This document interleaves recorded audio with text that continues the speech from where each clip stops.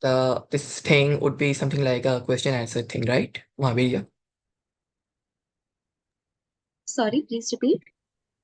This talk is like is going to be some sort of a question answer thing, I guess. Yeah. If I mean, after your talk, we will ask you some questions. And yes. Okay, no, I guess Lincoln told me, I talked to him and told me that the format would be basically you have some questions and I'll have Okay. to, Okay. yeah, Then we will start then asking you the questions one by one. yeah, sure. That'd be great. So yeah. So I want to ask you my first question. That where do you see the interaction of science, technology, and entrepreneurship heading in future, and what role do you think that the BSMS graduates can play in shaping the landscape? Well, so the current emergence of AI and like there are high technologies that we're uh, achieving that we're getting into right now. And there is also this craze about, not really craze, this thing about sustainability, which is really important to the society and people and everyone. Now, considering all this, I think that the BSMS people, we can have a really great impact on the business part. So, to start with, the knowledge that we have, the BSMS people have, is completely different from those people who are coming from other backgrounds. There are very few people who have done BSMS and then they have gone for doing an MBA. Like in my batch, there are like 3 or 4 people, whereas there are so many people who are from engineering or from economics and other backgrounds. So we really put a different perspective. We bring a really different perspective to the table, and that makes us very valuable asset. And second thing, also the skills that we gain from the BSMS degree, like the research skill that we gain, because our peers, the current peers, they don't know how to do research. They don't have the research skills. They don't know how it feels to read paper after paper. But we know that. And sometimes it's really useful in the business world as well. So, like coming from a business background, it is really impactful, I would say. Like overall, we can make great things if we get into MBA. Yeah. Okay.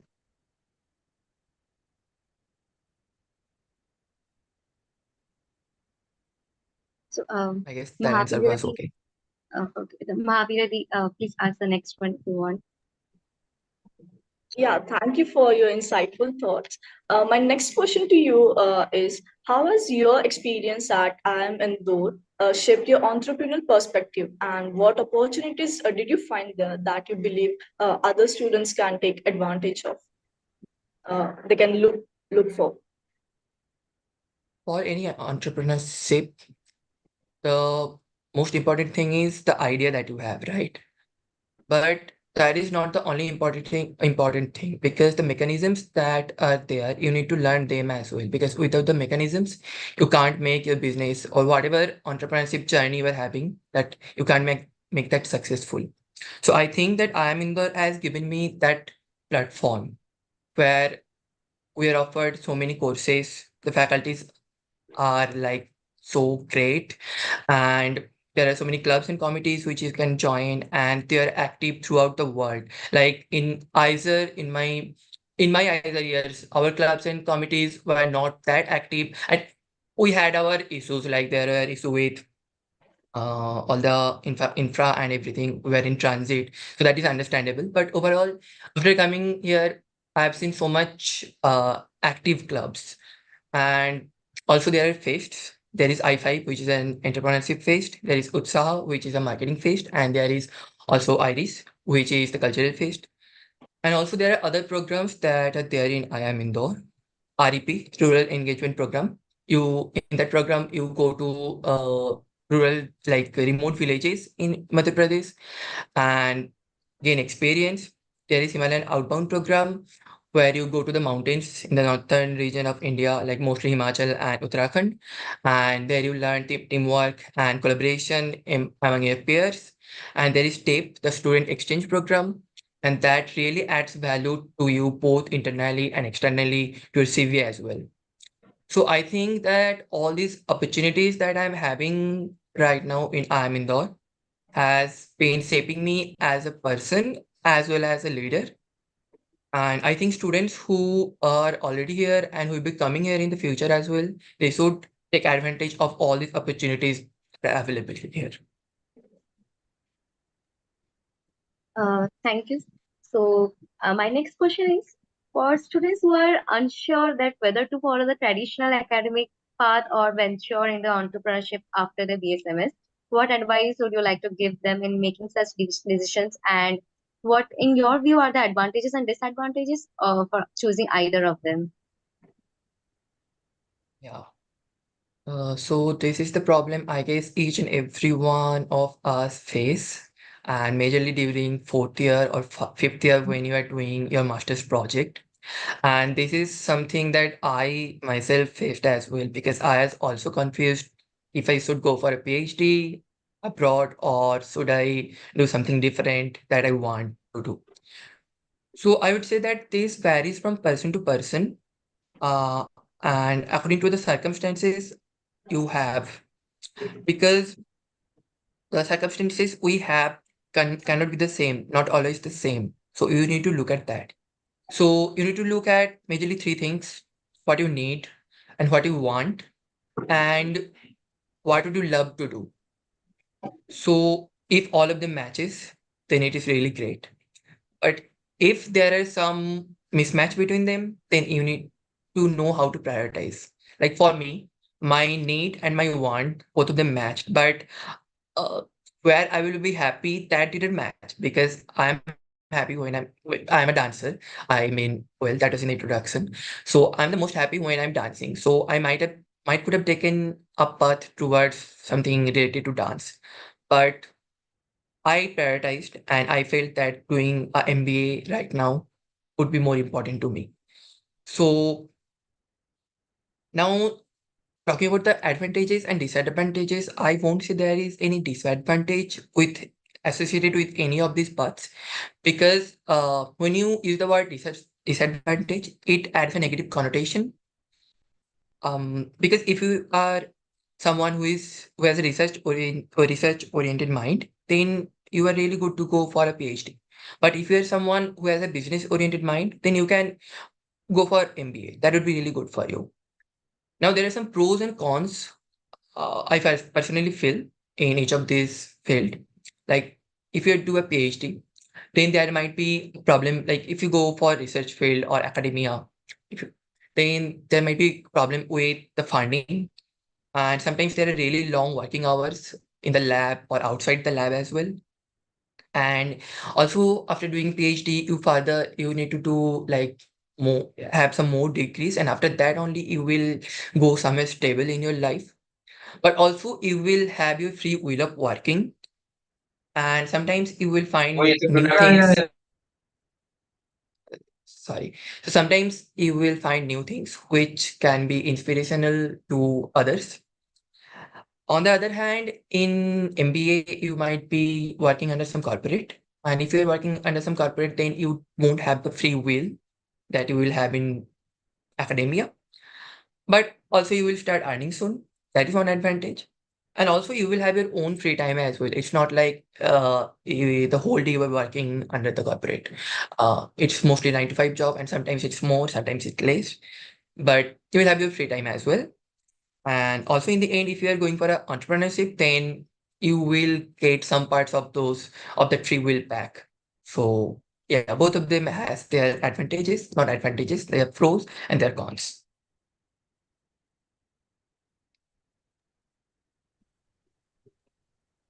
Thank you for the answer. Over to you, Mahavir, please.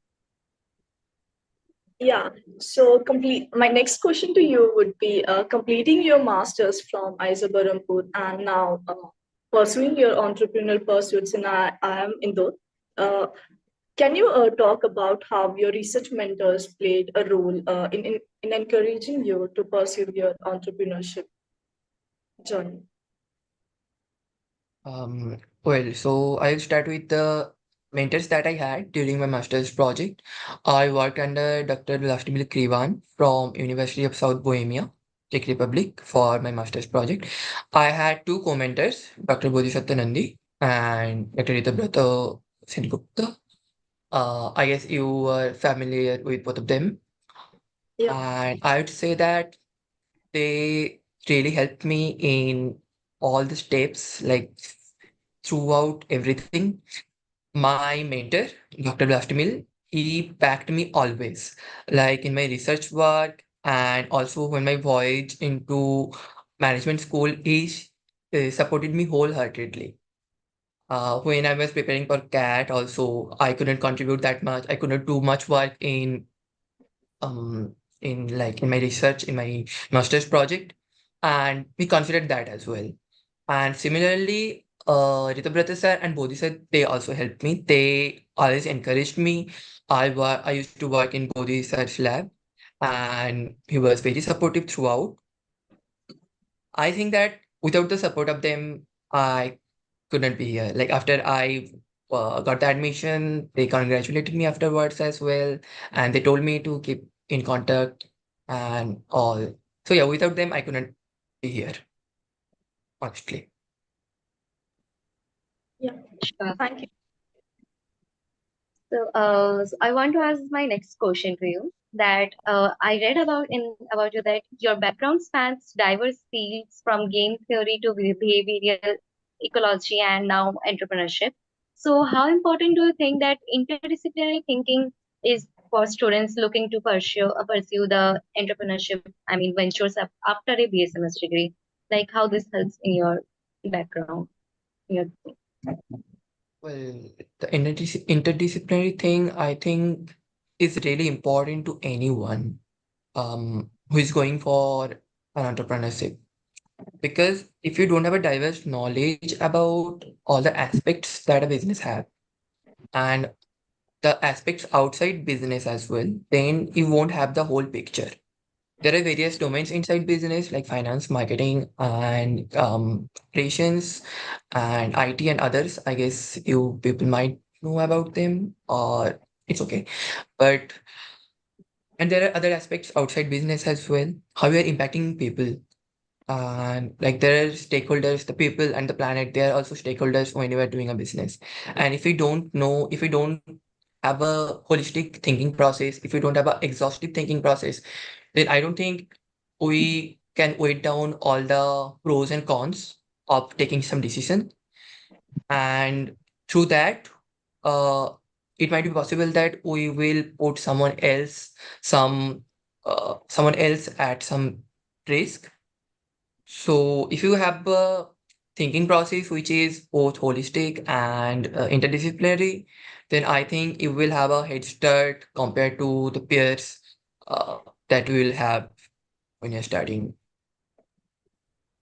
like how the ecology and that things help you in this in entrepreneurship and things.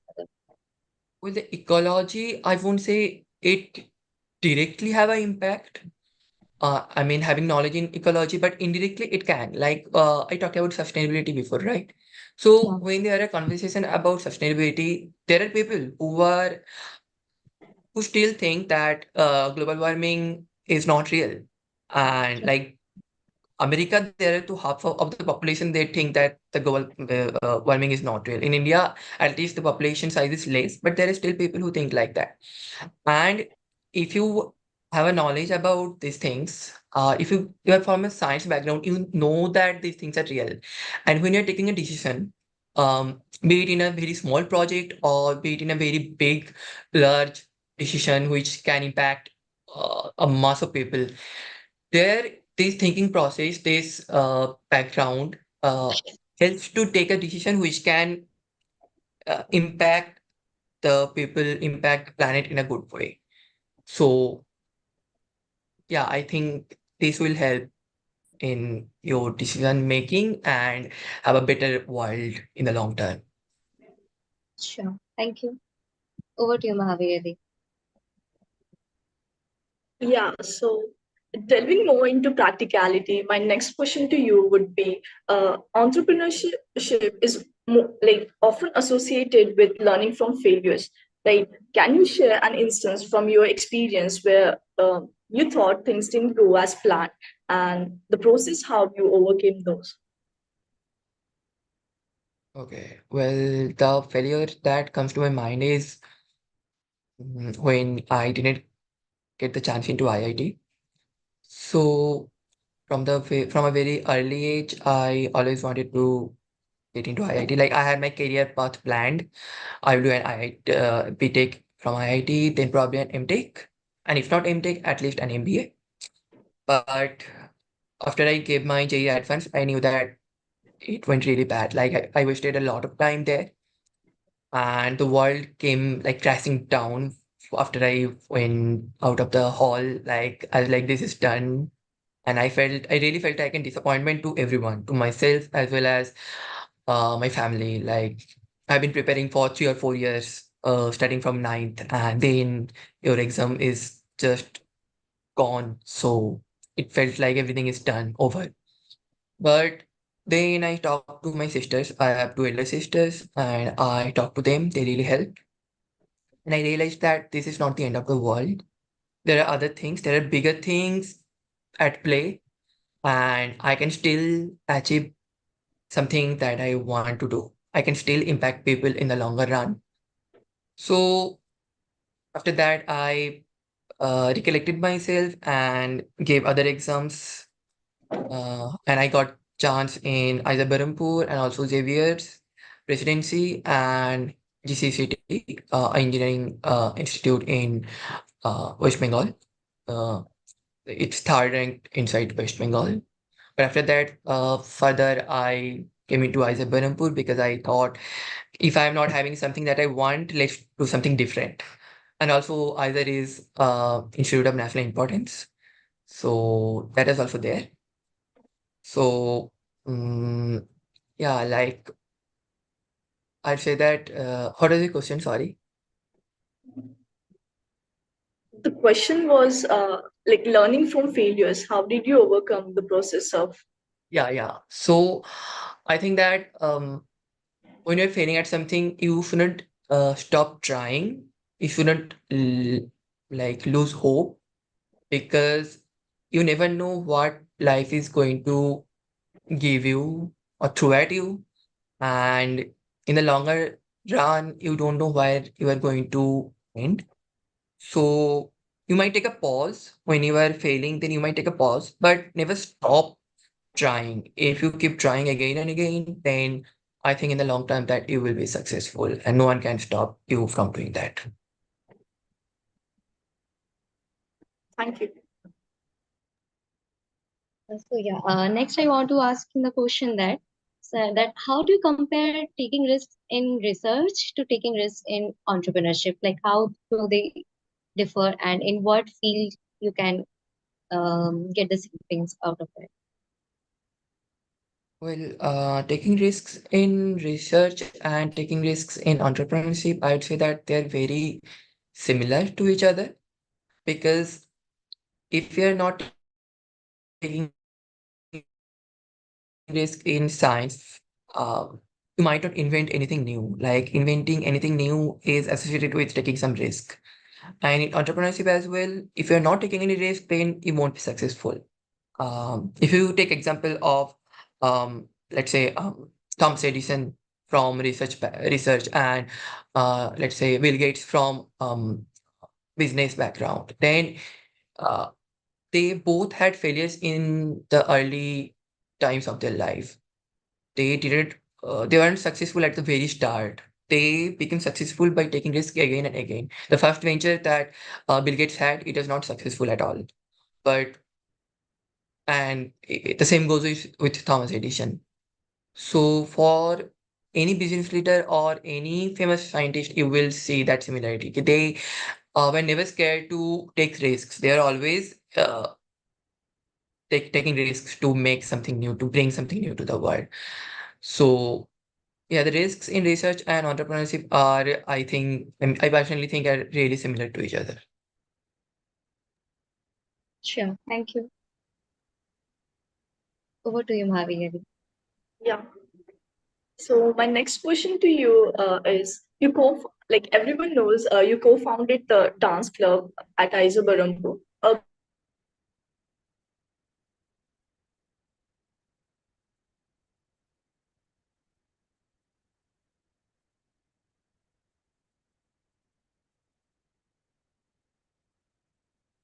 In such programs prepared you for your future journey, like we'll say it in the entrepreneurial world? Well, like co-founding the dance club had a really big impact on myself because when we started, we were the third batch of IISER Berhampur, and we didn't really have anything really great. Like compared to other IISERs, we had nothing. We didn't have our own campus. The infra was really, really bad. The hostels were at so much distance. You have to walk, and sometimes you won't get any bus. Sometimes you get bus, but other times you won't get, and you will have to walk. And the life was a struggle, honestly. And I hope you are not having that currently because you have your own campus. But yeah, um, at that point of time, without the support of anyone, me and Amrapali and some other Aishwarya Di and Priyanka Di, together all of us started something without anyone to guide. It is not easy initially. Like it is not well organized. When we were going for ICMs, it is not that really great. So when we used to perform, it was like kabhi bhi kuch bhi kar lete, let's do something and let's perform, something like that. There is no planning per se, and we didn't have any official status or official name at that point of time. Like Angika was named after, I guess, I in my last year probably. But we stayed true to what we wanted to do. We had patience, and in IISER Berhampur, we learned to be more patient because IISER Berhampur taught us that. And slowly, we started getting better at it in planning, in executing as well. So slowly from 2 to 4 people, we become a mass, and there are many people who would come for audition, and we would collaborate and coordinate with other clubs and with Kairat and with other programs or communities like Bengalis and uh, Mallus and everyone uh, and Odias, obviously. And we would be organizing programs and events and performances. So basically, starting from scratch and making something meaningful out of it, uh, really impacted me and taught me things and made me ready for the world.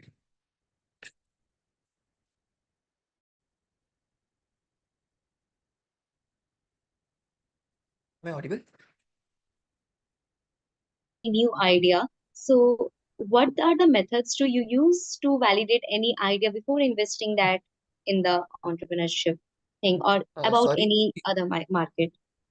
you are not audible. Your voice was breaking. Can you repeat that? Hello, am I audible? Yeah, yeah. Yeah. So, one last question I want to ask that whenever we have any particular idea about the entrepreneurship, like you have to invest one idea on when dealing with any unproven market. So, how do you use to validate that idea before investing any significant resources on that? Well, if you're having an idea, if you're starting with an idea, then you can't start it in a mass way. Like initially, you have to start it in a very small way. And like when we do marketing research, then we check that if we are having any idea, if it would be feasible for not, if people is going to accept that or not, and various other criterias. So you have to set those criterias, and accordingly you have to decide if we are implementing this idea, if we would have a good result or not, and start it in a very small scale. Uh, if you start it in a big scale and invest everything initially, then and if the idea doesn't work, then you're done. But instead, you can start in a small scale and check out with people, your customers, and what they need and what they want. Because if you are having any idea, you can tweak them as well. And after tweaking them, you can have something which can be successful. So basically, you have to make certain criterias, I would say. And second thing, you have to start in a very small scale. And you should be always comfortable comfortable in switching your ideas, as in tweaking your ideas, so that in the long run you can be successful with the same idea. So, this is the strategy, like there is a 50 probability of success and failure of the same idea. So, is Yes. this your strategy to think about the idea and how to proceed after that? Yes, because if you're having some idea, it doesn't mean it is useless.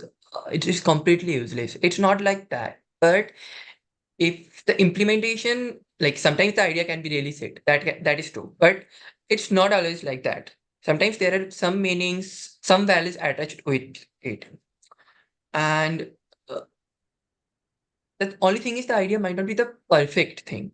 So. By trying and trying, you have to make it perfect, because it's not a one-time thing, and you have your own time. And through time, through more trials, you can make that 50-50 proportion into a like 80-20 and higher proportion with time and with more trials. Yeah, sure. Thank you so much. So now I want to hand over the to the audience. If audience want to ask any questions, please do ask. We'll wait for the audience questions.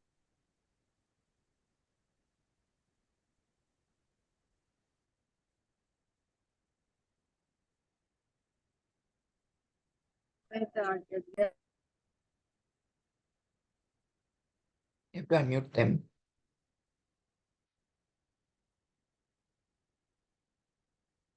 Hi, I have a question. Uh, I want to ask you that when did you start preparing for your exam? In which year? Well,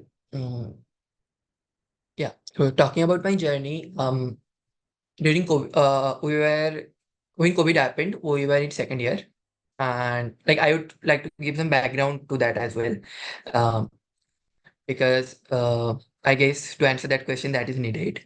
So in second year, the COVID started, and initially I was really into research, but during COVID years, I felt that um, that science can innovate things, but it really can't impact people in a mass.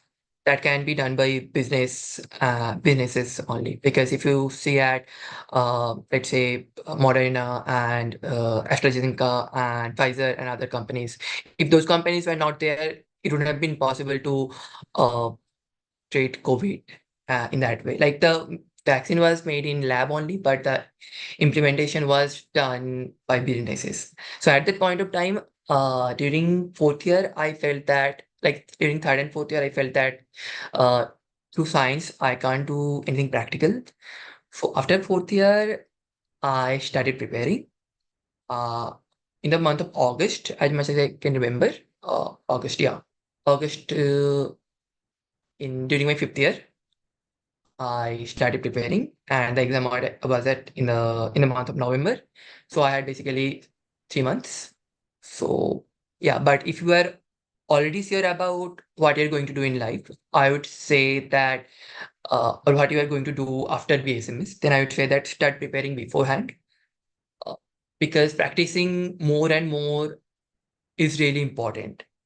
There is some luck associated with this as well, like how the exam day is going, but practice is more important. And if you're having more time, if you're preparing for more time, then it is really good for you.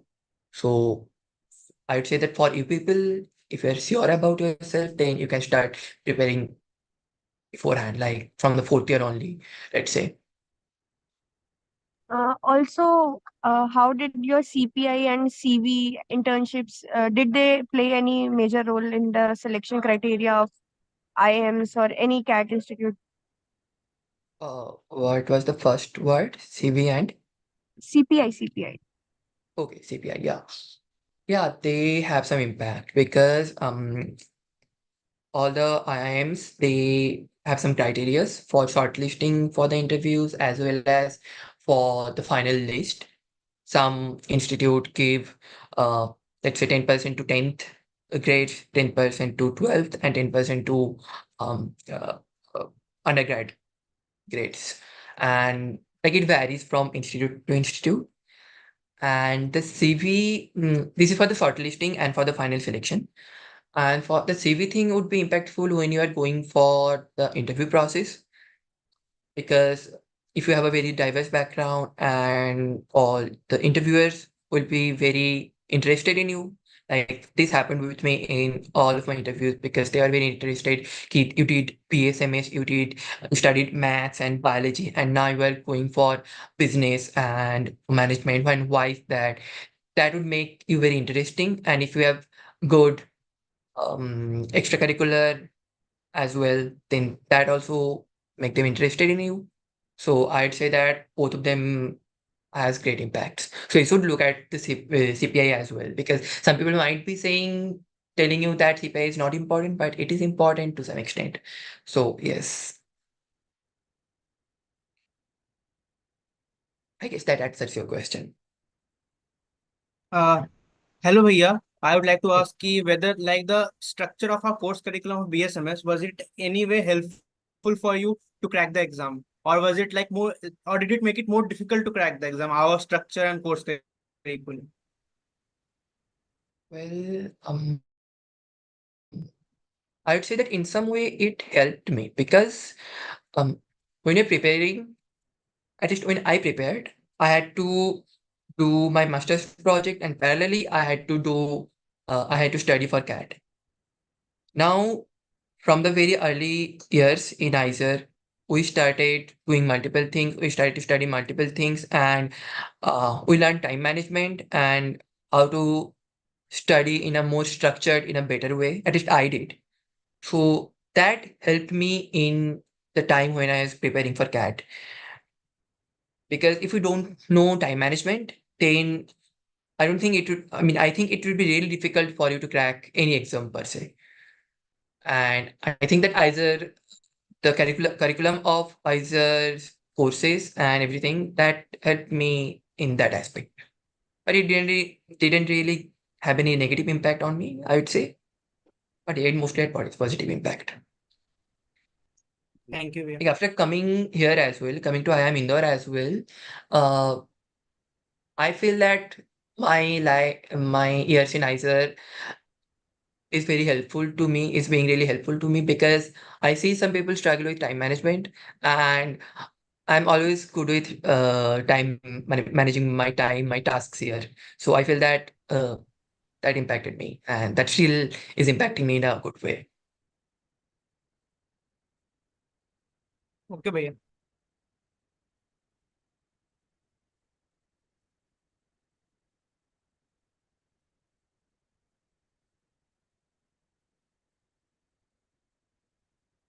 There is a question in the chat. Oh, it's a direct message. Would you have gone for a PhD had you not got admission in IIM?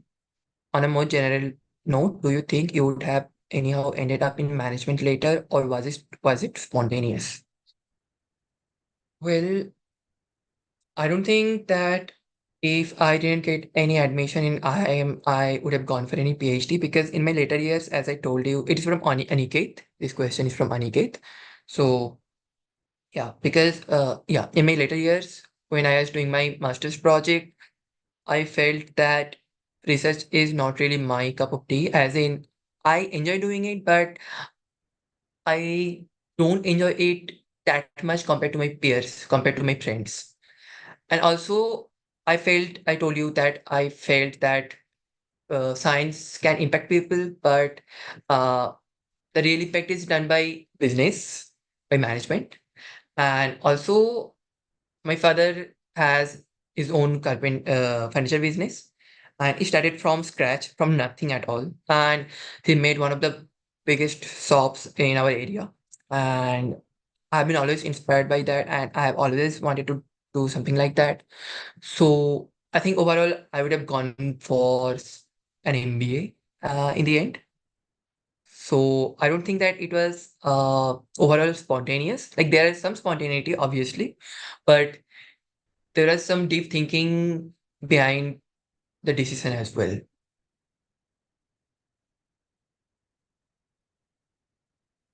I hope that answers your question, Aniket.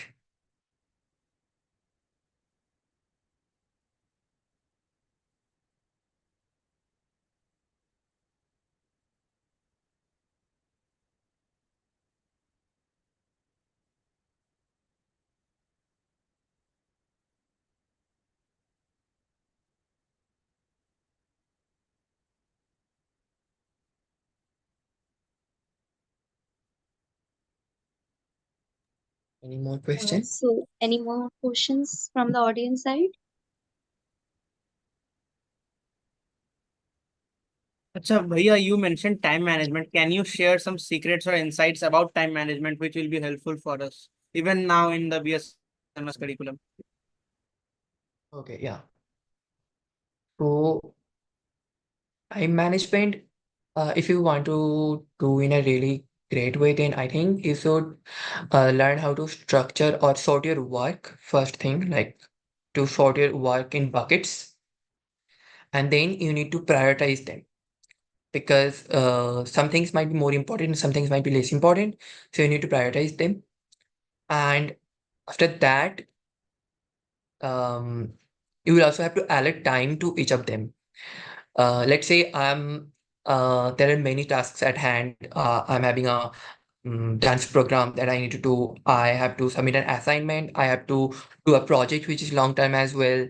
So you have to prioritize those things. That the first thing that I need to do is I have to do the assignment, which has a submission deadline of tonight EOD, and then I can prepare for dance because the project is long term. So you have to sort those things, prioritize, and then you'll have to allot time to each of them. And by trial and error method, by doing it again and again and again, I guess you will have a like great time management skill. It's not a one day thing. It's not a it's not something that you will learn in a single day or in a month. It might take years. Uh, but by trying and trying, you will get to it. Thank you, Bhaiya.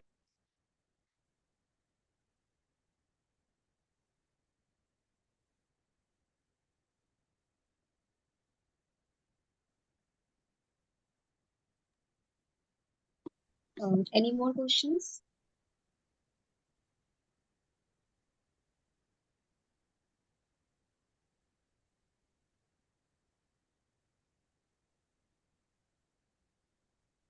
So I'm on LinkedIn, so you can connect with me there, Sankar Prasad Jana. And uh, if you want any guidance or if you need any help or anything, then you might ping me there so that, yeah, I might be helpful to you all as well. So you can do that as well. Sure. So, on behalf of the whole IIC team and IISER Berhampur community, I want to thank you for this wonderful session and the question answer session. I am sure that it helped us to think in the field in a various way, in a different way. So thank you once again for your valuable time and sharing your insights in this field. Thank you. Thank you so Sure. much. Thank you for giving me the platform, I would say. Thank you so much.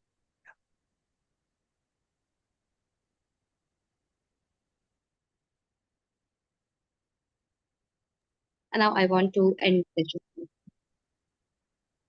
Now I want to conclude the session. Thank you so much. It was a great session. Thank you. Yeah, thank you, everyone.